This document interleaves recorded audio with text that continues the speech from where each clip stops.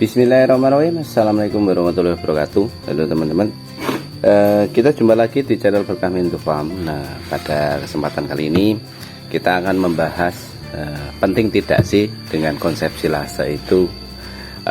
Mungkin sebagian orang berpendapat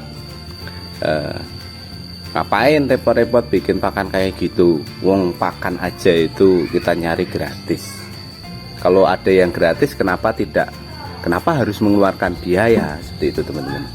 Itu banyak saya jumpai di komentar-komentar Facebook bahwa mereka sudah nyaman. Kalau mereka sudah nyaman dengan cara seperti itu, ya monggo, bebas. Cuma gini, teman-teman, kita sebagai peternak milenial itu pengennya itu berkembang dari 1 ke 2, 2 ke 10, 10 ke 50, 50 ke 100, 100 ke 200 dan seterusnya seperti itu. Kalau dengan konsep istilahnya dengan populasi yang banyak saat ini, sekarang di kandang kita sekarang udah ada 70 ekor dan saya prediksi nanti awal tahun itu sudah lebih dari 100 ekor. Coba teman-teman bayangkan, dengan populasi katakanlah 100, makin lama makin naik. Itu kalau kita mengandalkan ngarit setiap hari, teman-teman, apa cukup? Apa kuat? Belum lagi ketika hujan, belum lagi pas susah rumput, tidak punya bank pakan. Apa yang teman-teman pikirkan? Nah, jelas sebenarnya kita itu gini, teman-teman. Memang kalau banyak peternak itu istilah yang ngarit itu adalah hobi. Tapi kalau semuanya itu terkonsep itu dalam artian kita memiliki bank pakan sendiri. Kemudian kita bisa menggunakan teknik seperti ini. Ini adalah silase ya. Waktu kita tidak akan habis untuk pakan ternak. Tidak habis untuk mengurus ternak. Masih banyak waktu lain yang nganggur, bisa kita alokasikan untuk kegiatan usaha yang lain. Seperti itu, teman-teman. Itu kalau pola pandang mindset saya loh, teman-teman. Jadi saya ternak itu adalah sampingan.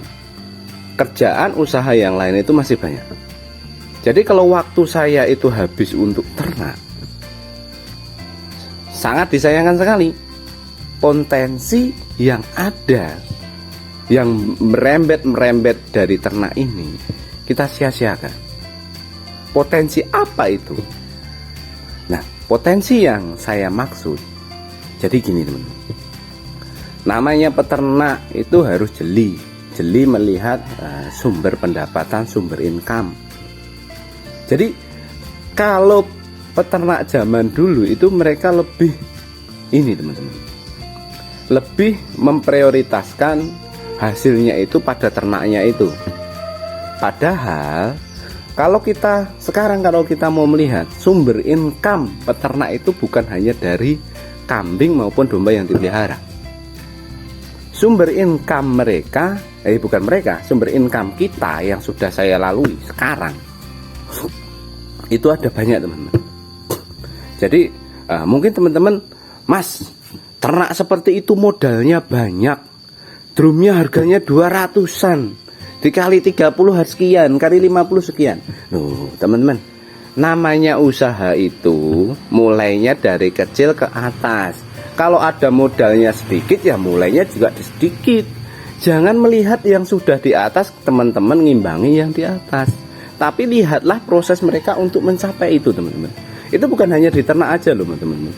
Di semua bidang kayak gitu. Ketika kita baru memulai dan mereka sudah mulai lama, itu kita jangan menyamakan dengan mereka. Paling tidak tirulah dan simak teknik mereka, biar bisa seperti itu. Istilahnya biar tidak capek ngarit. Nah itu, teman-teman. Jangan jadi peternak kolot, teman-teman. Ya mungkin teman-teman punya pandangan sendiri. Kalau di tempat saya memang seperti itu, teman-teman. Oke, kita bahas income-nya ya, teman-teman. Ini kita buka-bukaan semua. Peternak itu income terbesarnya itu satu, bukan terbesar ya, karena banyak income besarnya. Satu, dari ternak kita sendiri. Kenapa saya bilang ternak sendiri? Ya karena yang ternak itu teman-teman, kebanyakan orang yang diandelin itu cuma dari ternaknya aja. Oke, satu. Kedua, dari kohe. Kohe itu apa? Kohe itu adalah kotoran domba ataupun kambing, pupuk kandangnya. Itu kalau teman-teman itu nanti diambil, dikarungin itu harganya 12.000 teman-teman.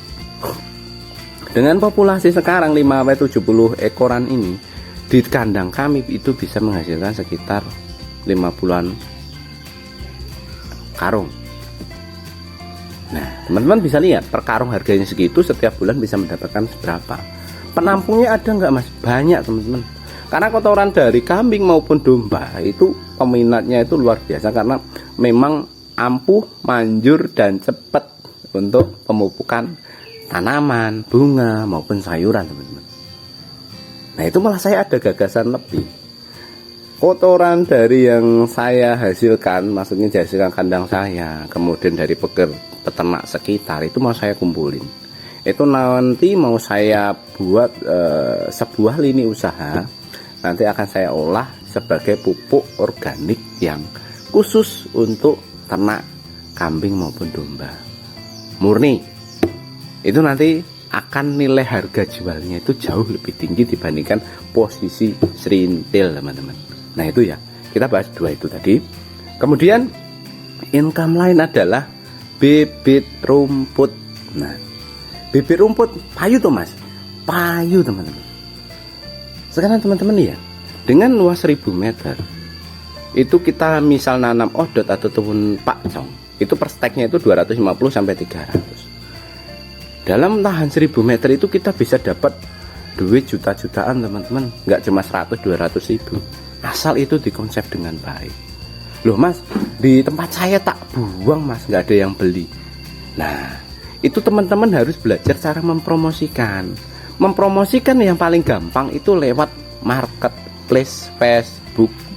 Jadi teman-teman upload, dijual lur bibit rumput pakcong maupun odot, per steknya sekian, minimal beli sekian, seperti itu. Jadi kudu melek teman-teman.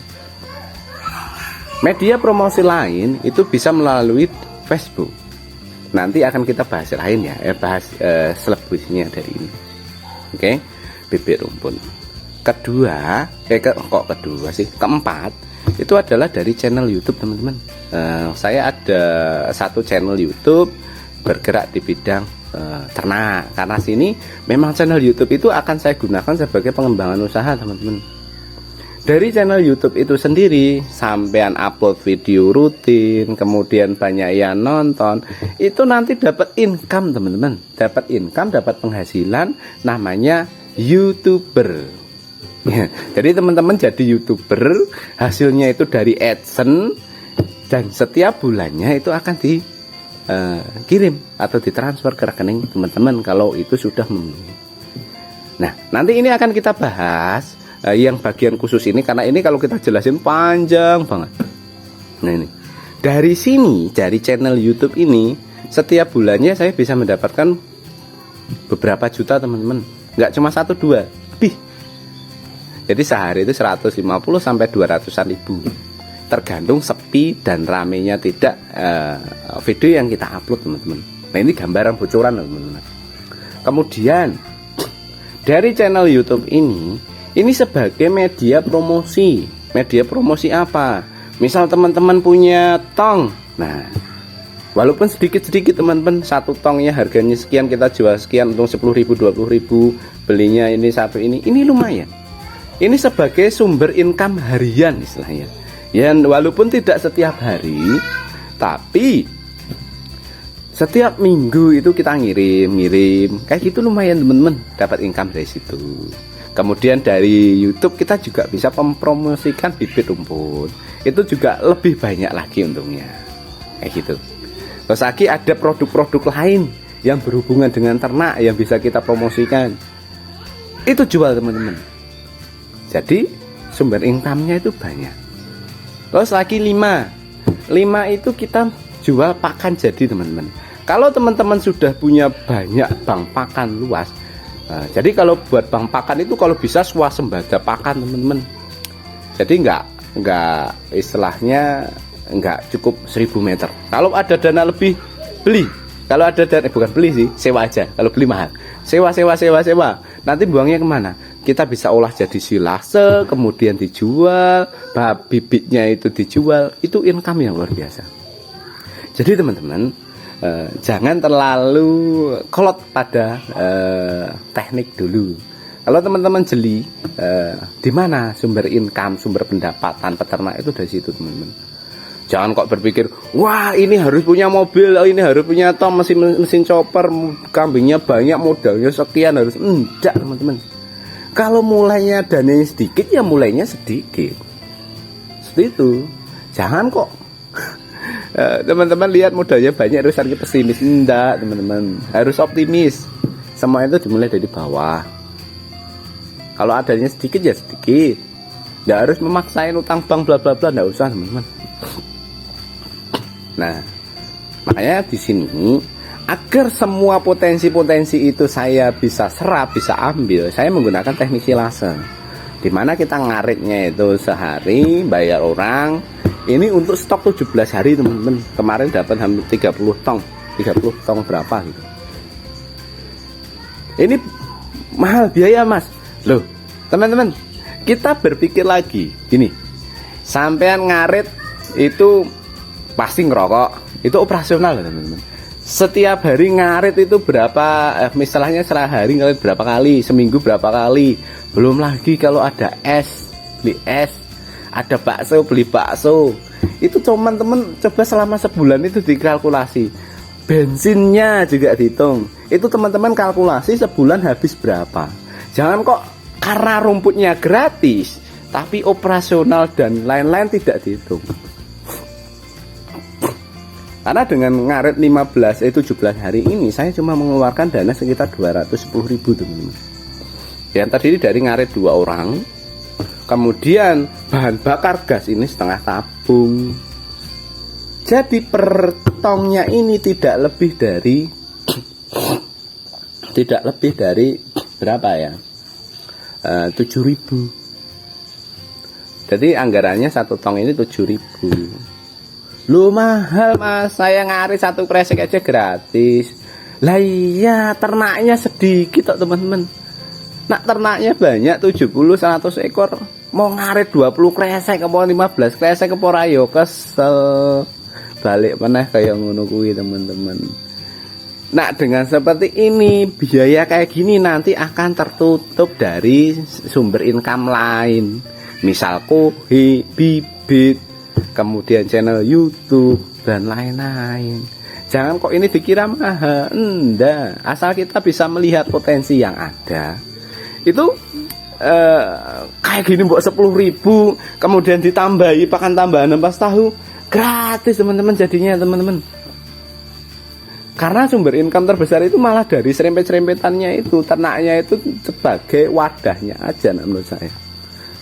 Misal dari bibit rumput jualnya dapat puluhan juta. Karena rumputnya yang atas itu nanti kalau kita nggak punya kambing mau dijual ya aku. Tapi karena kita punya kambing ya dikasihkan kambing, teman-teman. Kambing atau domba yang ada. Nah itu ya, teman-teman. Kita sharing-sharingnya seperti itu. Ini semoga membuka wawasan teman-teman tentang sumber income-nya. Sumber income, loh Mas, kayak gitu harus ini menguasai. Loh, bertahap menikmati proses itu, teman-teman. Saya ternak juga tidak mudah, teman-teman.